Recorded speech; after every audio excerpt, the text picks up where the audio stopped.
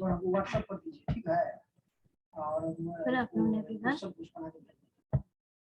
Good afternoon ma'am.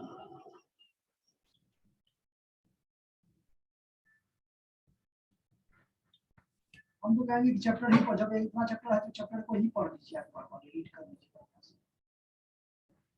बाद में कोई ऐसा टर्म है नहीं समझ में आ रहा कि हम लोग किस In yesterday's class,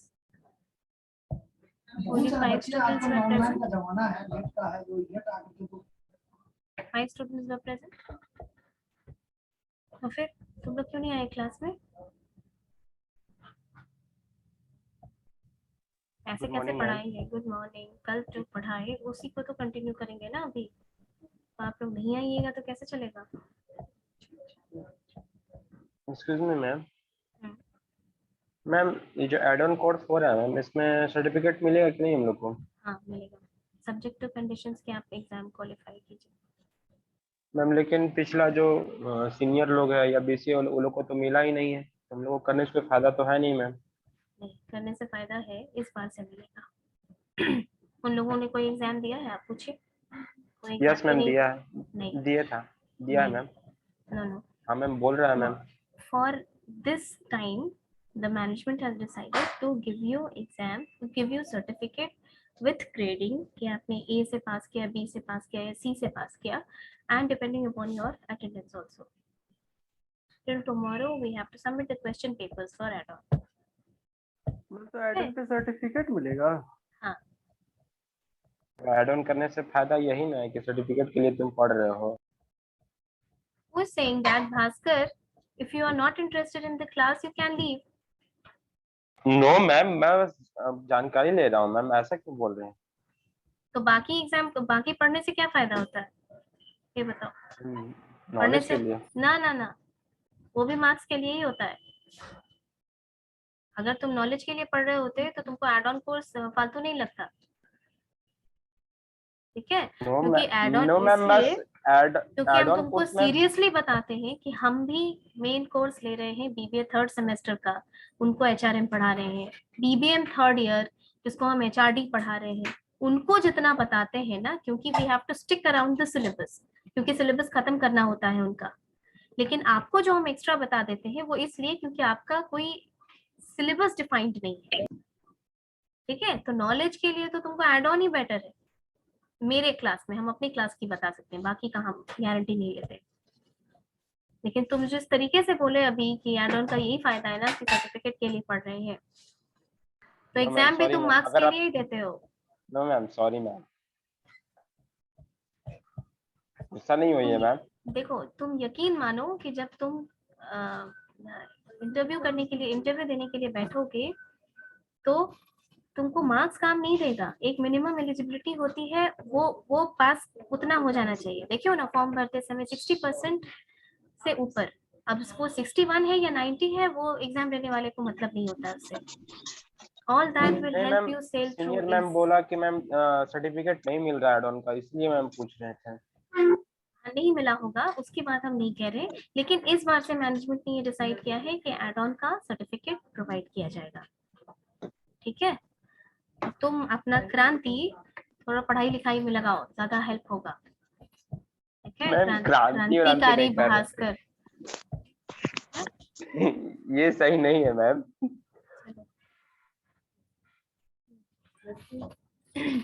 चलो, और तुम क्लास में क्यों नहीं आते हो? मैम क्लास में कल से आएंगे मैम। ठीक है, तो बोल देता तो मैम टेंशन हो जाता है मैम। टेंशन लो, तुमको टेंशन जिंदगी में आगे बढ़ने के लिए थोड़ा सा टेंशन जरूरी होता है। एकदम ही सपाट जिंदगी रहेगी तो अभी भी मैम बहुत टेंशन में है। ठीक है, तो तुम्हारा टेंशन हम लोग क्लास के बाद डिस्कस करेंगे, थोड़ा सा अभी क्लास कर लेते हैं। ठीक है, यस मैम। चलो कल आइएगा मैम, डिस्कस करवा दीजिएगा बात टेंशन का। चलो क्लास में रहते हो। कल हम लोग कर रहे थे लेबर टर्नओवर। अब बताओ, लेबर टर्नओवर आधा क्लास हम ले चुके हैं, अब हम समझाएंगे तो जो लोग क्लास में नहीं थे उनको समझ में आएगा। एक बार फिर से बता दीजिए ma'am.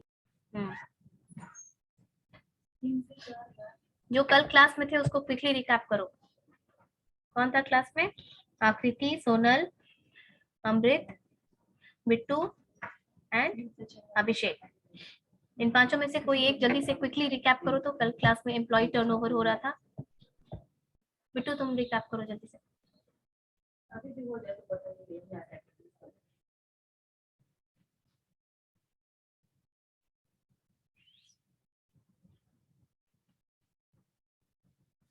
Bittu can you hear me? आवाज आ रही है? Yes ma'am. हाँ बताओ जल्दी से, कल का क्लास थोड़ा सा 5 मिनट में समराइज करो।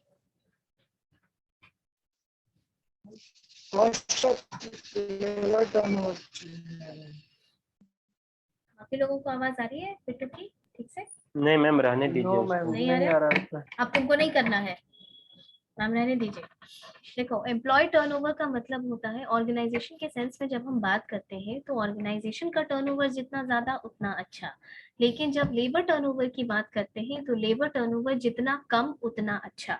ओके, एम्प्लॉय टर्नओवर का मतलब होता है कि जब ऑर्गेनाइजेशन छोड़ के लोग जाते हैं in a particular period of time, then that is known as employee turnover. Okay, अब देखो, since it is an organization, it is going to be an ongoing process कि लोग आएंगे और लोग छोड़ के जाएंगे। ये एक नेचुरल प्रोसेस है ऑर्गेनाइजेशन से रिलेटेड। लेकिन जब ये लिमिट से ज्यादा हो जाता है, when more number of employees than an alarming level leave the organization, उस केस में क्या होता है कि ये ऑर्गेनाइजेशन के लिए थोड़ा सा ट्रबलसम होता है, because a lot of people leaving the organization is definitely not a good sign for the organization. तभी organization सोचती है कि क्या प्रॉब्लम है जो हमारे यहाँ और लोग टिक नहीं रहे हैं, लोग छोड़ के जा रहे हैं। क्योंकि लेबर टर्नओवर के साथ एसोसिएटेड होता है बहुत सारा कॉस्ट, जो यानी कि तुम अगर किसी ऑर्गेनाइजेशन में ज्वाइन किए हो और 6 महीना 1 साल काम करने के बाद छोड़ के जा रहे हो, तो वो एक कॉस्ट कॉज करता है ऑर्गेनाइजेशन को, और वो एक काइंड ऑफ लॉस है। क्या क्या कॉस्ट एसोसिएटेड है एक ऑर्गेनाइजेशन में किसी बंदे को छोड़ के जाने में, कोई बताएगा? Hiring and training cost. Okay, जब तुमको हायर किया गया तो तुम्हारे ऊपर रिक्रूटमेंट कॉस्ट लगा ना? जब तुमको ट्रेन किया गया, तुमको सीधा काम पे तो डायरेक्टली नहीं रखा जाता है, तभी आपको ट्रेनिंग दी जाती है। उस ट्रेनिंग में काफी खर्च होता है। I have already explained this to you that training is a cost borne by the organization. Okay, now after this, जैसे कल एग्जाम्पल दिए थे आपकी क्लास में कि अगर आप गाड़ी चलाना सीखते हैं तो सीख तो आप लेते हैं, वो स्किल तो आप अक्वायर कर लेते हैं 15 से 20 दिन में, लेकिन क्या आप बहुत एक्सपीरियंस्ड हो जाते हैं, यानी फुल कॉन्फिडेंस के साथ आप गाड़ी चलाते हैं?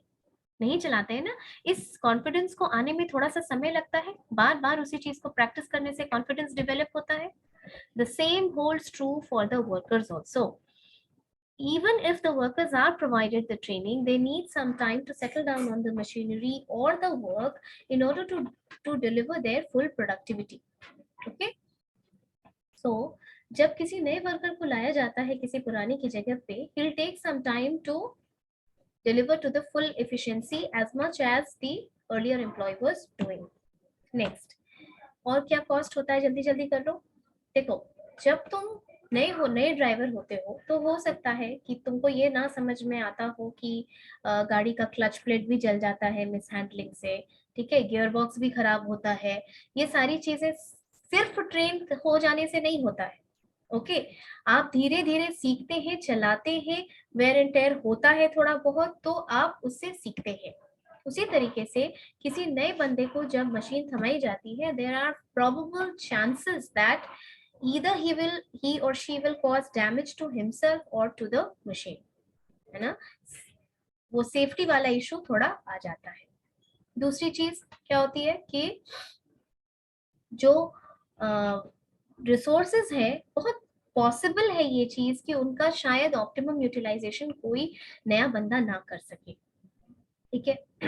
नेक्स्ट, और क्या कॉस्ट होता है, जब आप परफॉर्मेंस और टाइम का ग्राफ ड्रॉ करेंगे ना, तो आपको ये दिखेगा कि initially when you join the organization you need some time to learn. बहुत कंफ्यूजन होता है ऑर्गेनाइजेशन में कि आपका रिपोर्टिंग मैनेजर कौन है, आपका लाइन ऑफ कमांड क्या है, आपको किसको रिपोर्ट करना है, वहाँ का डिसिप्लिन कैसा है, ऑर्गेनाइजेशन का कल्चर कैसा है, ऐसी चीजें, ठीक है। तो आप कॉन्फिडेंट होते हैं थोड़ा सा टाइम देने के बाद ऑर्गेनाइजेशन में, ठीक है। तो जब आप थोड़ा टाइम दे लेते होते हैं तो आपकी प्रोडक्टिविटी हाई होती है, तब धीरे धीरे हाई होती है। सैलरी तो तुमको उस पोस्ट पे उतनी मिली, लेकिन प्रोडक्टिविटी तुम हाई डिलीवर कर रहे हो। जो नया बंदा ज्वाइन किया, क्या वो तुम्हारे जैसा काम कर सकता है तुरंत? नो, नहीं कर सकता है ना, यानी कि अगले 6 महीने तक वो काम ठीक से नहीं कर पाया, अगर काम सीखने में उसका टाइम गया जो तुमको भी लगा, और बाय द टाइम कि तुम अच्छा काम कर सकते हो, you have decided to leave the organization. Is the salary not in excess to the productivity,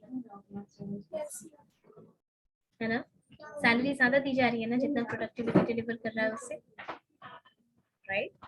So these are some causes which are delivered, these are some costs which are associated with the employee turnover thing. ये समझ आया? इस वजह से employee turnover किसी organization को एक problem लगता है। लेकिन employee turnover, देखो, ये एक natural process है, organization है तो नए लोग आएंगे, पुराने लोग छोड़ेंगे, तो एक लिमिट तक यानी 5% तक, यानी 100 में से 5 लोग अगर छोड़ के जाते हैं तो ठीक है, ये डेटा फिर भी ठीक है। इससे ज्यादा अगर जाते हैं तब ये एक प्रॉब्लम है ऑर्गेनाइजेशन के लिए। यहाँ तक समझ में आया? इसीलिए ऑर्गेनाइजेशन सबको नहीं छोड़ती है, सबको नहीं रोकती है, जाने भी अलाउ करती है। अब भास्कर हमको बताएगा कि पिछले 5 मिनट में हम क्या बोले। चलो Bhaskar, switch on your camera and your mic.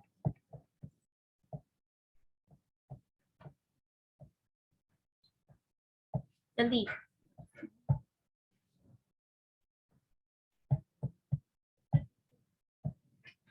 Can you hear me, Bhaskar? Yes, ma'am. जल्दी से बताओ क्या बोले मैं, रिवाइज कराओ।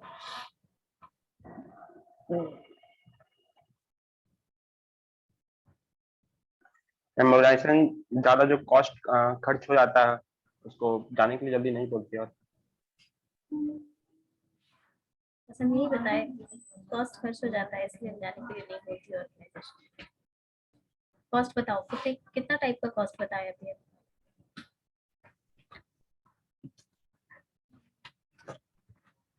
बताओ जल्दी से।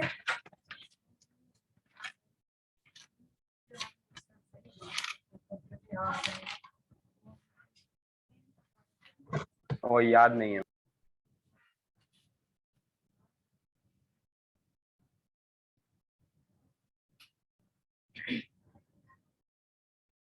तुरंत का डिलीवर किया हुआ लेक्चर आपको याद नहीं है?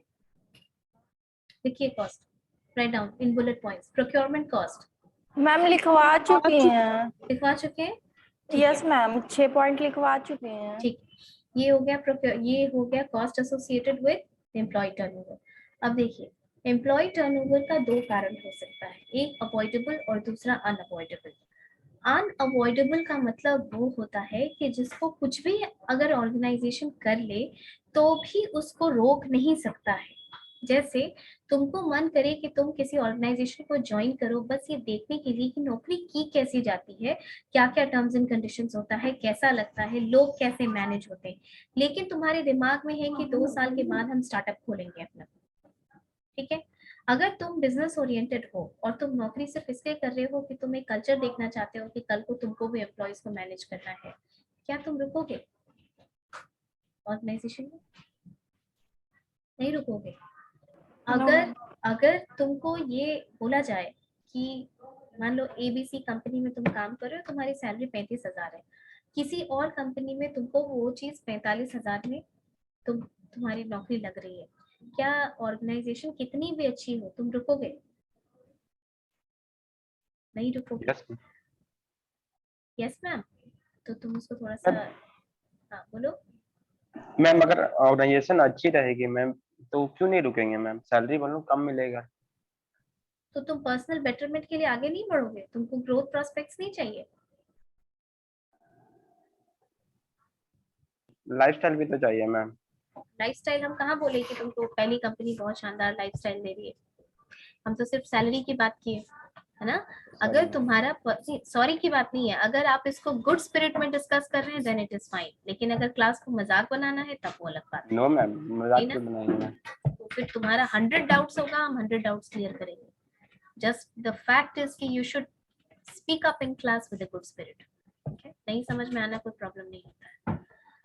पर्सनल बेटरमेंट होगा ना तुम्हारा, तुम पटना की किसी छोटी कंपनी में काम कर रहे हो और तुमको फ्यूचर प्रोस्पेक्ट्स मिल रहा है, तुमको पता है कि तुम इस छोटी कंपनी में इतना ऊपर तक नहीं जा सकते हो।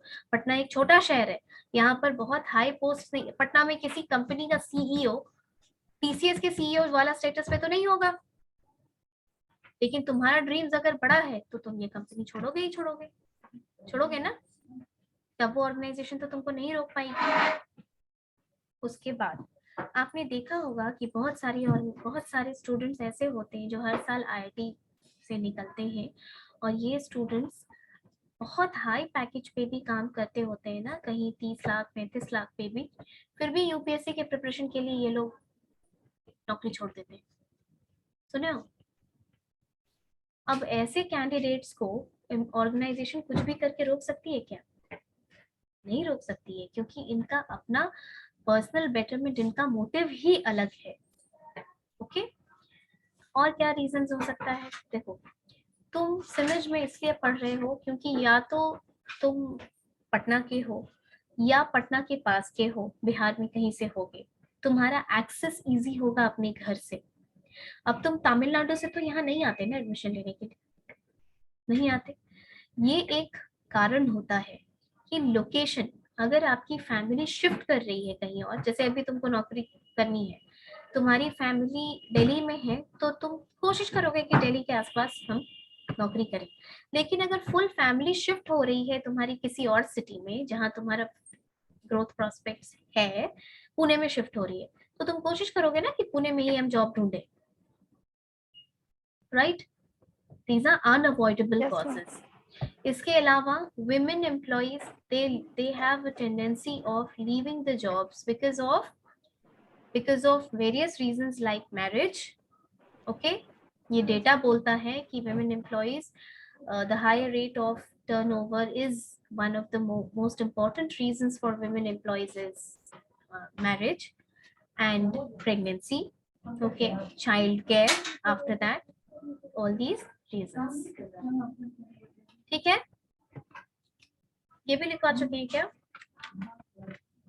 नो मैम, लेकिन डिस्कस कर चुके थे। डिस्कस कर लियो ना, जल्दी से फर्स्ट पॉइंट नोट डाउन करो फटाफट, आज लेबर टर्नओवर खत्म कर देंगे। छोटा टॉपिक है इसको जल्दी खत्म करो। देखिए, अवॉइडेबल कॉस्ट में, सॉरी अनअवॉइडेबल में, जिसको कि अवॉइड नहीं किया जा सकता है। पहला, personal betterment.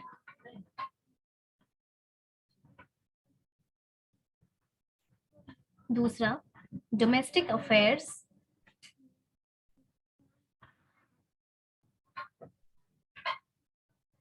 domestic affairs like marriage, pregnancy, like marriage, pregnancy. Next, housing or transport problems.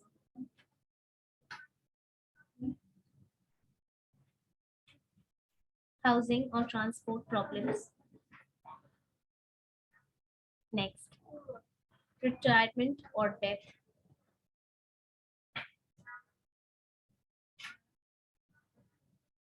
Ma'am क्या बोली? Retirement, death.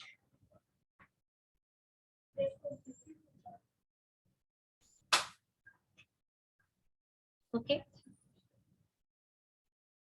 अच्छा ये बताओ, एक्सीडेंट कौन से कॉज में आता है, अवॉइडेबल कि अनअवॉइडेबल? Ma'am Unavoidable. अनअवॉइडेबल। और मिसकंडक्ट किस में आता है? Avoidable. अवॉइडेबल। भी अनअवॉइडेबल में। कितने लोग बोलते हो अवॉइडेबल मिसकंडक्ट को? आप बताओ तो जरा, लेकिन लोग गैलरी व्यू में डालते हैं। रेज योर हैंड, कितने लोग कहते हैं कि मिसकंडक्ट अवॉइडेबल है, यानी उसको अवॉइड किया जा सकता है, यानी अगर किसी ने मिसकंडक्ट कर दिया तो उसको छोड़ दिया जाए, उसको निकाला ना जाए। और अनअवॉइडेबल, से यस और know something. Yes ma'am, unavoidable में होगा मिसकंडक्ट। हाँ, ये अनअवॉइडेबल में आता है इसलिए क्योंकि अगर किसी एम्प्लॉय ने मिसकंडक्ट किया है, चाहे वो माइनर हो या मेजर हो, और उसकी वजह से अगर एम्प्लॉय को टर्मिनेट किया जा रहा है, तो ये जरूरी होता है बाकी लोगों को भी एक मैसेज देने के लिए कि आप अगर इस तरीके का इनडिसिप्लिन ऑर्गेनाइजेशन में करेंगे तो आपको निकाला जा सकता है, वरना बाकियों का भी मन वैसे बढ़ जाता है। ठीक है, जैसे मिसकंडक्ट में क्या क्या आता है, जैसे आपने एम्प्लॉयर की प्रॉपर्टी डैमेज कर दी, कुर्सी तोड़ दो, एसी तोड़ दो, ठीक है, स्विच बोर्ड निकाल दो, कंप्यूटर तोड़ दो, उसका लैपटॉप खराब कर दो, ठीक है, तो ये सारी चीजें आती हैं मिसकंडक्ट में। इसके अलावा तुम्हारा वायलेंट बिहेवियर है, तुम ड्रिंक करके ऑर्गेनाइजेशन में चले जाओ और तुम अपने साथ वाले से मारपीट करो, या मैनेजर से मारपीट करो, या एब्यूजिव लैंग्वेज यूज करो, कोड ऑफ डिसिप्लिन तोड़ो, ये सब अनअवॉइडेबल होता है। लिखो, इलनेस, एक्सीडेंट, इलनेस, एक्सीडेंट, बीमारी भी लेबर टर्नओवर का एक कारण होती है। आप अगर लंबा कुछ ऐसा बीमारी है या कोई नेचर ऑफ इलनेस तुम्हारा ऐसा है कि स्पाइन्स में प्रॉब्लम है, लेकिन तुम्हारी ऑर्गेनाइजेशन लीव नहीं देती है बहुत दिन तक, या एक अच्छा प्रोवाइड नहीं कर रही है कंडीशन तुमको कि तुम अपने प्रॉब्लम्स के साथ काम कर सको, तो वैसे में तुम्हारी मजबूरी हो जाती है कि तुम फिर नौकरी छोड़नी ही पड़ती है। ठीक है, अब आते हैं हम लोग अवॉइडेबल कारण से, कि अवॉइडेबल कारण में जितने रीजंस आपने लिखे, आप लिखेंगे, the number of reasons that you will write in avoidable causes, see one thing is that कि the organize, why is it called unavoidable? This is called avoidable क्योंकि अगर ऑर्गेनाइजेशन चाहे तो कुछ पॉलिसी डिजाइन करके कुछ तरीके से अपने आप अपनी ऑर्गेनाइजेशन को बेटर प्लेस फॉर लिविंग बना सकती है, and then people can think about waiting and working more in the organization. Okay, तुम लोग ये सुने हो कि लोग ऐसे कंप्लेन करते हैं कि पैसा ठीक ठाक देता है पर वर्क कल्चर बहुत खराब है। यस मैम, होता है ना, आप देखेंगे कि बहुत सारी ऑर्गेनाइजेशंस में लोग को कंप्लेन होता है कि आने का टाइम है पर जाने का कोई टाइम नहीं, यस मैम, जब खत्म हो। यस मैम, लीव की पॉलिसी ही नहीं है तुम्हारे ऑर्गेनाइजेशन में। ठीक है, ऑन एन एवरेज ये कहा जाता है कि 20 दिन की छुट्टी एक साल में किसी भी एम्प्लॉय को जरूरी होती है अपना पर्सनल काम करने के लिए। ओके, 20 दिन की छुट्टी, तुम बीमार पड़ सकते हो, तुम्हारी फैमिली वाले बीमार पड़ सकते हैं, तुमको कहीं जाना हो सकता है, कंप्लीट मोनोटोनी ऑफ वर्क की वजह से तुमको किसी वेकेशन की जरूरत होती है। ठीक है, vacation is not always a luxury thing, sometimes it is much needed to keep you going, you need a break from the monotony of your work and then you come back fresh. इसी की वजह से central government और अच्छी organisations जो होती हैं वो LTA का प्रोविजन रखती हैं, लीव ट्रैवल अलाउंस। ओके, आपने गवर्नमेंट ऑर्गेनाइजेशन में ये सुना है कि किसी के पेरेंट्स अगर काम करते होंगे तो Yes, उनको ma'am. LTC मिलता है, leave travel Yes, ma'am. Concession. Yes ma'am. 4 साल में एक बार शायद ये मिलता है। हाँ, I Yes, guess ma'am. 4 साल में एक बार. एक बार, है ना? Yes, ma'am. 4 साल में एक बार होता है। लॉन्गेस्ट डिस्टेंस का फेयर दिया जाता है आपको। और ये क्यों दिया जाता है? ये पैसा भी दिया जाता है और छुट्टी भी दी जाती है, क्योंकि गवर्नमेंट ये सोचती है कि भाई काम करते करते लोगों में मोनोटनी आती है, उनको एक फैमिली टाइम चाहिए। This is much needed, this is the psychology of a person. Okay, the same holds true for the employees also, कि आप अपने फैमिली के साथ छुट्टी लेके वो जाते हैं, that is a paid holiday, plus they are given the allowances. Okay, so when you come back you are fresh, आप ज्यादा अच्छे तरीके से काम कर पाते हैं। तो ऐसी कोई पॉलिसी नहीं है। अब तुम्हारे घर में कोई बीमार है, तुम्हारा ऑर्गेनाइजेशन तुमको छुट्टी नहीं दे रहा है, तो तुम क्या करोगे? फ्रस्ट्रेट रहोगे, तुमको फ्रस्ट्रेशन होगा, डिससैटिस्फैक्शन होगा, और ग्रेजुअली फिर तो काम छोड़ने के बारे में कहीं ना कहीं तुम्हारे दिमाग में ये चीज आएगा ही। अंडरस्टूड? इसके अलावा क्या हुआ? इसके अलावा मैनेजमेंट की पॉलिसी, ठीक है, कि मैनेजमेंट की पॉलिसी कैसी है। पॉलिसी का मतलब, पॉलिसी में बहुत बहुत कुछ आता है। तुम्हारा वर्क प्लेस पे तुमको इक्वालिटी के साथ ट्रीट किया जाता है कि नहीं किया जाता। अब ऐसा तो नहीं है कि तुम काम कितना भी करो लेकिन वहां नेपोटिज्म है, जो बॉस के कुछ फेवरेट लोग हैं उनका ही प्रमोशन होगा। In that case will you be motivated enough to continue doing that work? No. लेकिन हम इसको अवॉइडेबल कॉजेज में क्यों पढ़ रहे हैं? क्योंकि अगर कोई मैनेजमेंट इतना सेन है, कोई मैनेजमेंट इतना रैशनल है कि वो इन बातों को समझ सकती है कि एम्प्लॉय टर्नओवर क्यों हो रहा है, तो वो इन चीजों को करेक्ट करेगी अपने अंदर। ओके, सो लिखते जाओ, एक्सप्लेन करते जाएंगे। अवॉइडेबल कॉजेज में लिखो। Point number 1, shortage of material.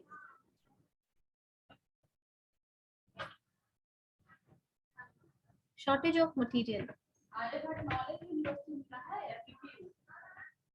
Shortage of material का मतलब, मान लो कि एक ऑर्गेनाइजेशन जो पहले कंप्लीटली डिजिटलाइज्ड नहीं थी, वो अब ये सोचती है, अब ये प्लान करती है कि फुली डिजिटलाइज्ड वे में हम परफॉर्म करेंगे। ओके, तो फुली डिजिटलाइज्ड वे में परफॉर्म करेंगे। जैसे मोदी जी ने कहा कि हम गवर्नमेंट चाहती है कि इंडिया को ज्यादा से ज्यादा डिजिटल पेमेंट की तरफ ले जाए, तो अभी भी इसमें बाधाएं हैं ना, there are hurdles in this. सब्जी वाला हर कोई पेटीएम लेता है क्या? नहीं लेता है ना। छोटे छोटे लोग जो छोटे छोटे इन द सेंस की जो छोटा छोटा काम करते हैं, जैसे जो कपड़ा वगैरह बेचते हैं, जो लोकल मार्केट्स होता है किसी भी सिटी का, आप अभी भी वहां जाएंगे ना तो 10 में से 2 लोग ही आपका डिजिटल पेमेंट एक्सेप्ट करेगा। They want transaction in full cash.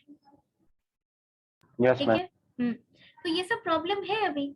तो ऐसा होने से उसी तरीके से अभी हम लोग, if we come back to the organization, कि अगर कोई ऑर्गेनाइजेशन है जो ये चाहती है कि हम फुली डिजिटलाइज्ड परफॉर्मेंस देंगे और उसके पास इंफ्रास्ट्रक्चर ही नहीं है, लैपटॉप नहीं है, कनेक्टर नहीं है, ये नहीं है, वो नहीं है, क्लास में प्रोजेक्टर नहीं है, मान लो, क्या ये पॉसिबल है फुली डिजिटलाइज्ड होना?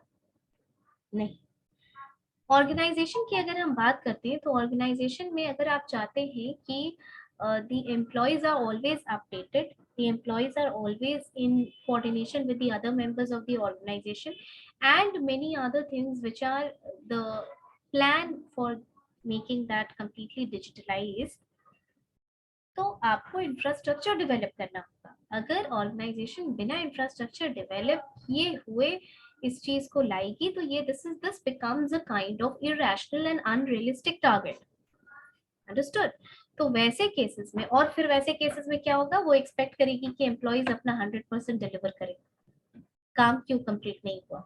तो वैसे केस में जॉब डिससैटिस्फैक्शन होता है, लोग थोड़ा सा डिमोटिवेटेड होते हैं और ये सोचते हैं कि अजीब तरीके का कंफ्यूजन है इस प्लेस पे, so they think of leaving the job. This is also one reason. Understood? Next लिखो, inadequate planning.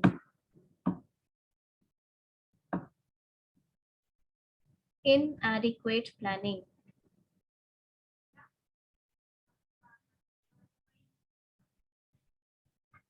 Everything in an organization is planned. ठीक है, planning is very very important for any organization. Okay, अगर planning इस तरीके की हुई कि वो अनरियलिस्टिक है, अनअचीवेबल है, तो this will lead to frustration. तुम अगर बैंक में काम कर रहे हो और तुमको बोल दिया जाए कि 2 करोड़ का लोन तो आपको सैंक्शन करना ही करना है किसी भी हालत में. अब वो दो, और तुम कहाँ काम कर रहे हो, तुम एक मीडियम ब्रांच में काम कर रहे हो जहाँ पे कि लोग इतना लोन नहीं लेते हैं. जैसे छोटे छोटे एरियाज में काम करोगे तो वहां तो इतना ट्रांजैक्शन नहीं होता है ना, और वहां तुमको अगर 2 करोड़ का टारगेट दे दिया जाए तो तुम फ्रस्ट्रेट होगे कि नहीं. ठीक है, और तुम्हारा टॉप मैनेजमेंट तुम्हारे ऊपर प्रेशर बना रहा है. So this is an example of inadequate planning. Your planning should be such that it should be achievable, it should be realistic, and people should look forward towards achieving those plans. Okay, बहुत अच्छा planning किए जा रहे हैं and your planning is good on paper and in reality it cannot be executed. तो ये थोड़ा problematic होता है, इससे एम्प्लॉय का डिससैटिस्फैक्शन बहुत ज्यादा होता है. नेक्स्ट लिखो, लो रेम्यूनरेशन.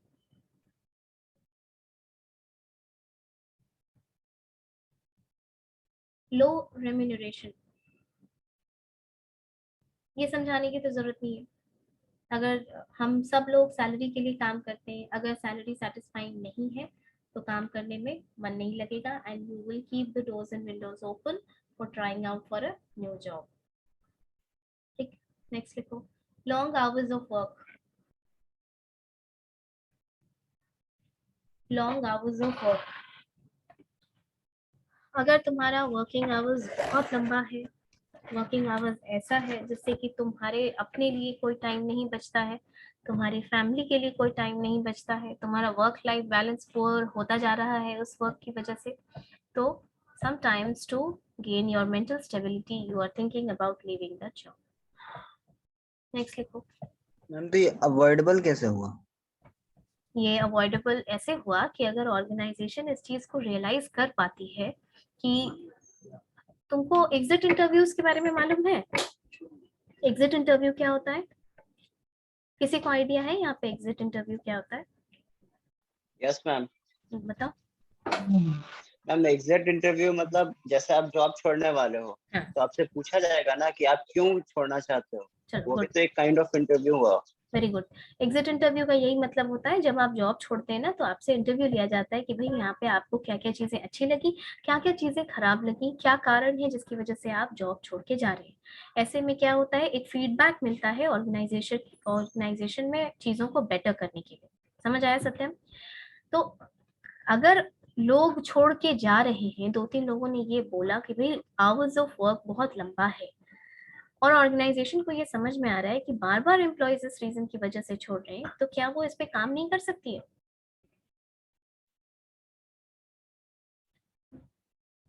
बोलो. तो मैम ये अवॉइड कहाँ से हो रहा है? अवॉइड हो कहाँ रहा है फिर? तो ये अवॉइड किया जा सकता है ना. This is avoidable. Then management will think कि the long hours of work, if it is reduced, the employee turnover will be not this much. Yes ma'am, समझ गया. ठीक है, चलो नेक्स्ट लिखिए, poor working conditions.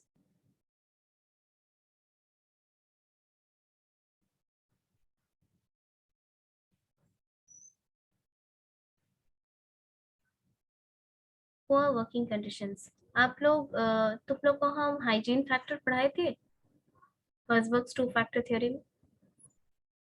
हर्जबर्ग्स 2 factor theory याद है principles of management में किसी को?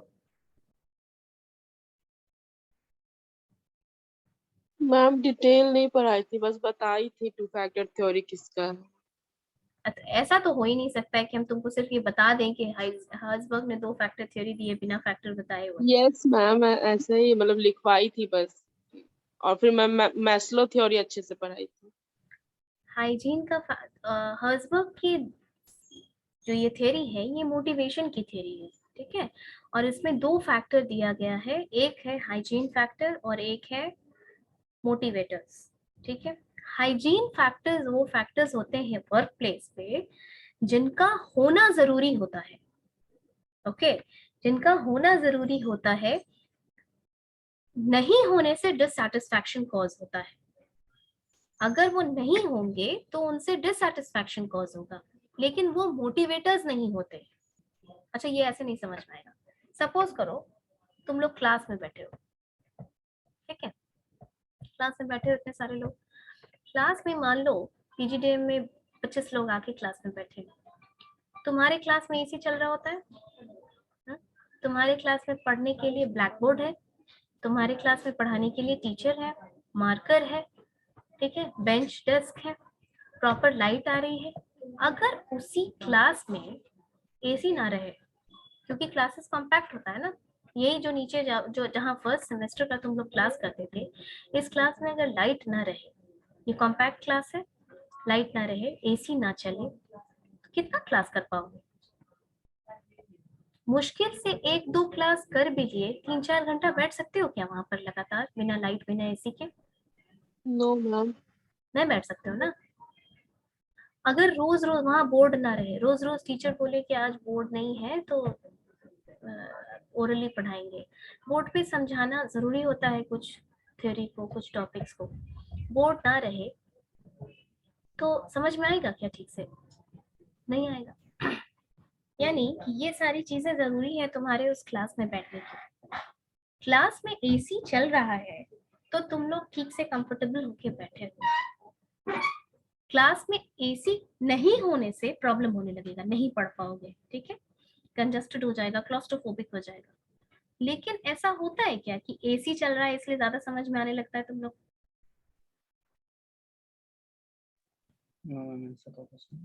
ऐसा तो नहीं है। यही होता है हाइजीन फैक्टर और मोटिवेटर्स। यानी ऐसे फैक्टर्स के होने से तो बहुत फर्क नहीं पड़ता है, they are required at the workplace to prevent dissatisfaction, लेकिन उनके होने से बहुत आप मोटिवेट हो जाएंगे ऐसा नहीं। क्लास में एसी नहीं रहेगा तो नहीं पढ़ पाओगे, लेकिन एसी रहने से ज्यादा समझ में आने लगता है, ऐसा नहीं होता है। यही होता है हाइजीन फैक्टर्स। इसी तरीके से वर्क प्लेस पे अगर एसी नहीं है, प्रॉपर टेम्परेचर नहीं है, प्रॉपर लाइटनिंग नहीं है, तुम्हारे काम करने के लिए चार्जिंग पॉइंट नहीं है, और भी अदर फैक्टर्स, तो तुम अगर नहीं होगा तो डिससैटिस्फैक्शन कॉज होता है, तुमको दिक्कत होने लगेगी। तुम सोचो कि जो वर्कर फ्लोर पे काम करता है उसको मशीन चलाने के लिए प्रॉपर लाइट चाहिए ना, प्रॉपर वेंटिलेशन चाहिए, 2 वर्कर के बीच में स्पेस चाहिए। फैक्ट्रीज एक्ट में ये भी मेंशन किया गया है कि 2 लोगों के बीच में कितना स्पेस होना चाहिए, क्योंकि एक टाइम ऐसा था कि ठूस ठूस के लोगों को रूम में काम करवाया जाता था। हम वहां से यहाँ तक आए हैं जब हम की लेबर के राइट्स के बारे में बात करते हैं। अंडरस्टूड? छत का हाइट कितना होना चाहिए ये भी मेंशन्ड है। So these are all the hygiene factors. अगर वर्किंग कंडीशंस पुअर होती है ना वर्क प्लेस पे, तो आप वो डिससैटिस्फैक्शन कॉज करता है। इसीलिए ऐसे फैक्टर्स को डिससैटिस्फायर्स भी बोला जाता है। प्रोडक्टिविटी भी कम हो जाता है ना? प्रोडक्टिविटी डेफिनेटली कम होगी। तुम अपने ऊपर लेके सोचो, क्लास में एसी नहीं रहेगा, कंजस्टेड क्लॉस्ट्रोफोबिक क्लास में कितनी देर पढ़ाई कर पाओगे? मन नहीं लगेगा, आउटपुट नहीं दे पाओगे, ठीक है। Next write down poor working conditions. Poor working conditions हो गया। नेक्स्ट लिखो, poor relation with supervisor and fellow workers. Poor relation with supervisors and fellow workers.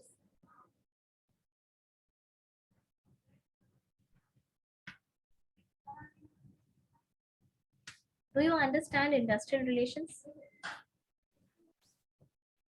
What is industrial relation?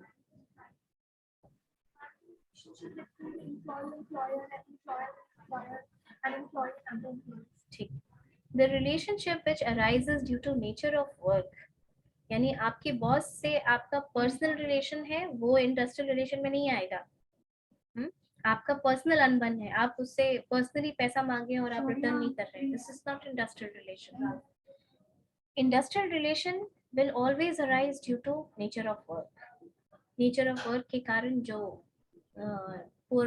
Nature of work के कारण जो relationship होती है employer और employ के बीच में, एम्प्लॉय और एम्प्लॉय के बीच में, एम्प्लॉयर और एम्प्लॉयर के बीच में, उसको कहते हैं इंडस्ट्रियल रिलेशन.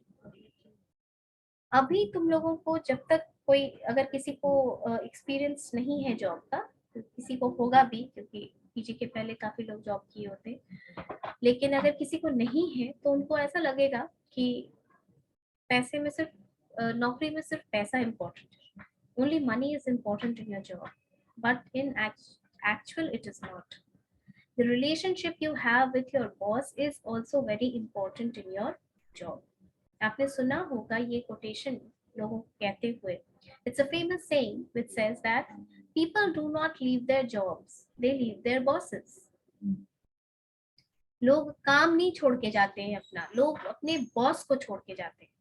जहाँ तुम्हारा सुपीरियर खराब होता है, तुम वहां परेशान होके वो नौकरी उसके कारण छोड़ के जाते हो. अगर ऑटोक्रेटिक अप्रोच है, तुम्हारी सुनी नहीं जाती है, तुमसे फीडबैक नहीं लिया जाता है, ओपननेस ऑफ कम्युनिकेशन नहीं है, ठीक है, लाइन ऑफ अथॉरिटी क्लियर नहीं है, ऐसे रीजंस की वजह से अगर इंडस्ट्रियल रिलेशन खराब होता है तो ये बहुत बड़ा कारण होता है कि लोग नौकरी छोड़ देते हैं.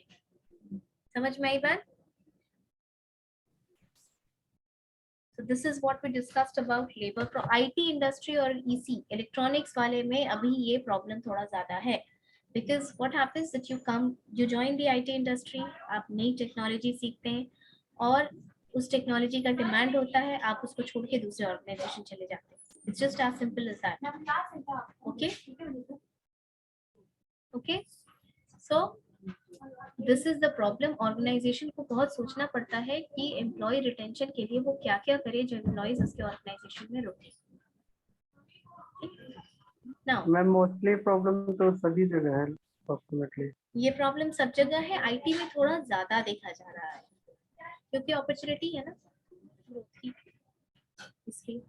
बट जिसको छोड़ा जाता है वो ऑर्गेनाइजेशन थोड़ा नुकसान में आ जाती है. ओके, लेकिन ये प्रॉब्लम है सब जगह. ग्लोबलाइजेशन के बाद ऑप्शंस बढ़ गए ना एलपीजी एरा के बाद, इसीलिए ये चीज देखा जाता है. Now next you right control of labour turnover. ठीक है, हमने प्रॉब्लम डिस्कस किया, हमने कॉजेस डिस्कस किया. कंट्रोल ऑफ लेबर टर्नओवर कैसे होगा? How can you control labour turnover? Point number 1, security of service.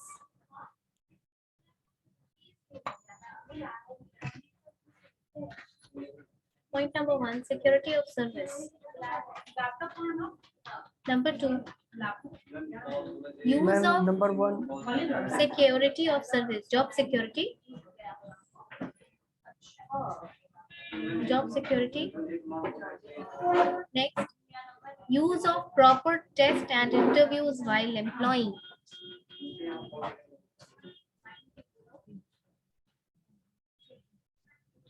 Use of proper tests and interviews while employing.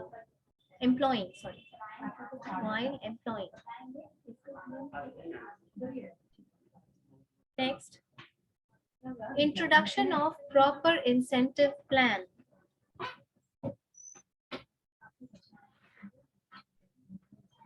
Introduction of proper incentive plan. Next, proper grievance redressal.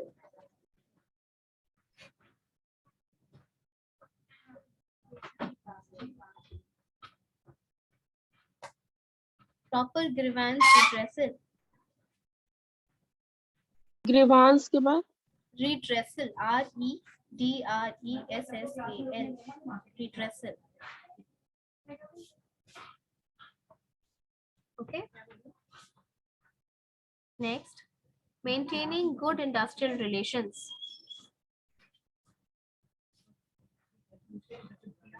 Maintaining good industrial relations.